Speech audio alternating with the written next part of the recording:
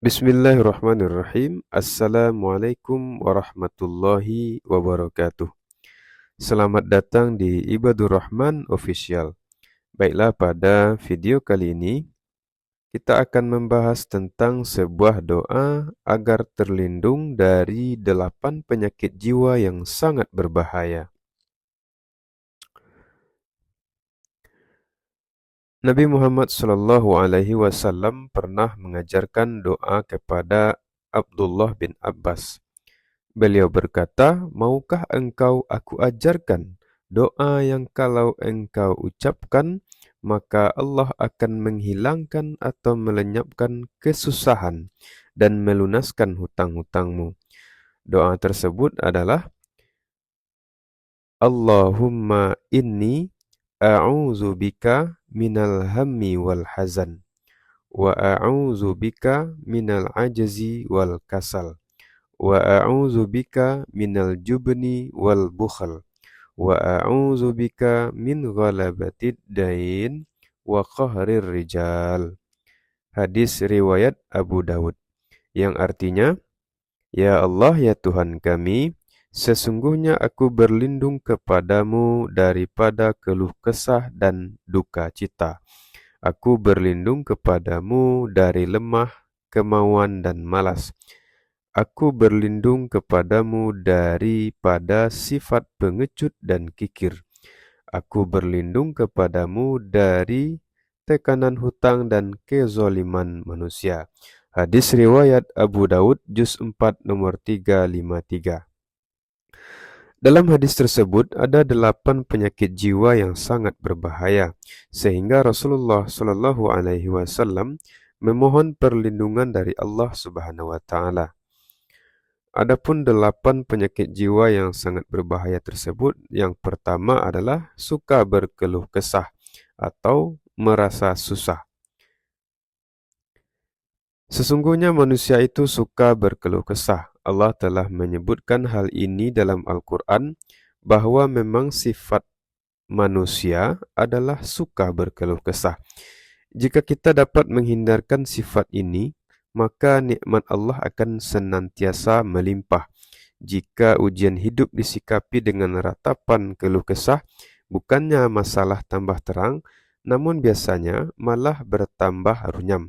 Sebaliknya, hati akan tenang ketika rasa syukur mampu kita hadirkan dalam perjalanan hidup kita. Bukankah Allah Subhanahu wa taala telah berjanji akan menambah nikmat-Nya jika kita bersyukur dan memberi peringatan akan siksanya yang pedih atas sifat kufur nikmat kita. Penyakit jiwa yang kedua adalah kesedihan atau rasa sedih, hazan.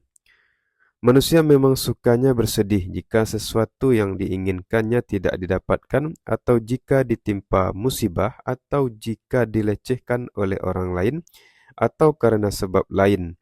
Oleh sebab itu, berlindung kepada Allah dari kesedihan adalah suatu hal yang sangat dibutuhkan, karena hanya Allah lah yang mampu menghilangkan kesedihan seorang hamba. Yang ketiga adalah kelemahan, ajzi. Nabi pernah berpesan untuk hati-hati agar tidak meninggalkan generasi yang lemah sepeninggalnya. Lemah berarti tidak mempunyai kemampuan, kekuatan dalam bidang apapun. Yang lebih ditakutkan adalah lemah dalam iman dan akhlak.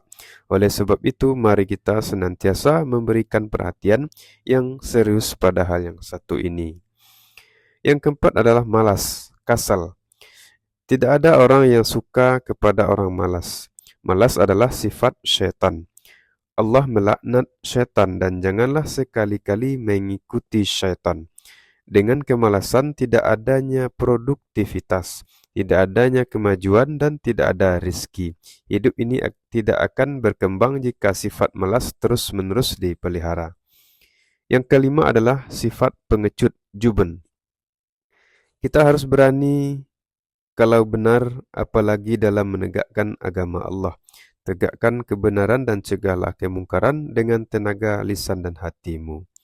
Yang keenam adalah penyakit kikir atau pelit atau bakhil. Bukhl. Nabi mengatakan bahwa orang yang kikir itu jauh dari Allah, jauh dari manusia dan dekat kepada neraka. Selanjutnya, beliau berpesan agar setiap muslim tidak boros dan tidak menjadikan tangannya terbelenggu ke belakang, serta tidak pula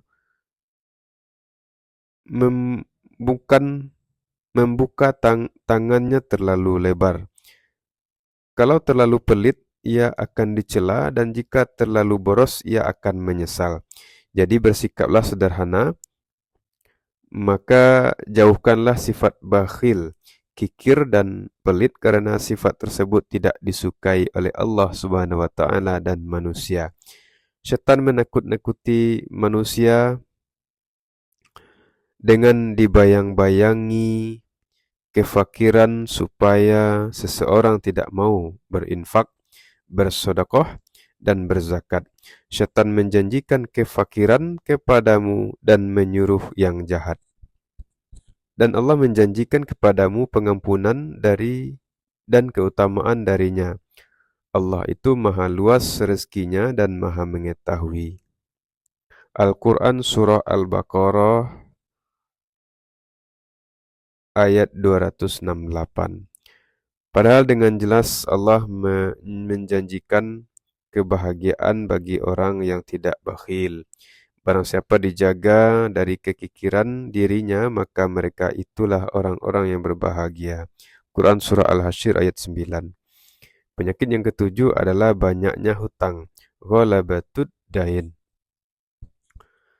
Supaya terhindar dari penyakit ini, maka kita harus selalu merasa cukup atau ghina terhadap setiap pemberian Allah Subhanahu wa taala. Tidak membelanjakan rezeki kita kepada hal yang tidak perlu dan tidak bermanfaat, apalagi berhutang untuk hal-hal yang tidak perlu. Jika tidak mendesak, usahakan untuk tidak berhutang. Satu hal yang dijanjikan Allah adalah untuk selalu berzakat dan berinfak atau sedekah. Karena Allah akan melipat gandakan atau menambah harta kita apabila kita berzakat, berinfak, dan sedekah. Penyakit yang ke-8 adalah penindasan manusia. Qahrir rijal. Penindasan tetap saja ada dari zaman dulu hingga sekarang. Jika dulu penindasan pada umumnya dilakukan melalui secara fisik, tapi sekarang penindasan dapat berupa banyak bentuk. Misalnya penindasan dari segi ekonomi, budaya, dan sistem-sistem yang tidak sesuai dengan jalan Allah.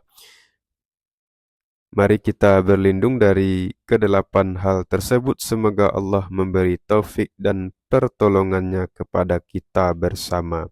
Amin amin ya rabbal alamin. Jangan lupa klik like and subscribe dan aktifkan notifikasinya agar kita mendapatkan pemberitahuan video-video terbaru yang kita update. Terima kasih atas perhatiannya, semoga bermanfaat. Wassalamualaikum warahmatullahi wabarakatuh.